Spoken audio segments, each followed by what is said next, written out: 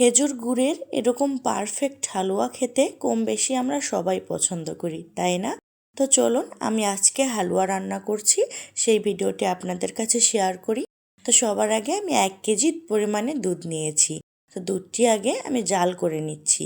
আর হালুয়ার স্বাদ এবং ফ্লেভার বৃদ্ধি করার জন্য আমি সাদা এলাচ এবং তেজপাতা, দারুচিনি সামান্য পরিমাণে দিয়ে এই গরুর দুধটি ভালোভাবে ফুটিয়ে চুলা থেকে নামিয়ে নিচ্ছি।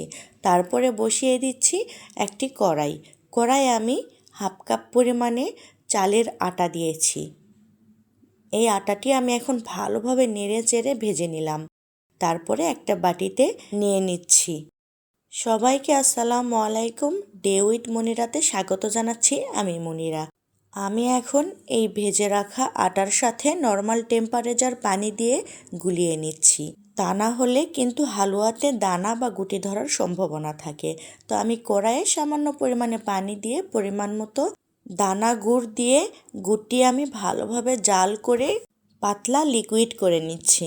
তারপরে আমি সামান্য পরিমাণে নারকেল দিয়ে দিলাম। আমি নারকেল কুড়িয়ে ডিপে রেখেছিলাম যেন আমার সবসময় কাজের ক্ষেত্রে সুবিধা হয়। তারপরে সামান্য পরিমাণে লবণ দিয়ে দিলাম। লিকুইড করে রাখা চালের আটা গুড়ের সাথে এই আটার মিশ্রণটি ভালোভাবে নেড়েচেড়ে দিতে হবে। এখন কিন্তু চুলার পাশে থেকে 5 সেকেন্ডের জন্য কোথাও যাওয়া যাবে না, অনবরত এই আটা নাড়তে হবে।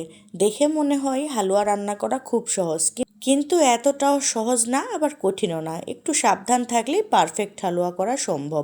তো আমি আটা নাড়তে নাড়তে আমার আটা ঘন হয়ে এসেছে।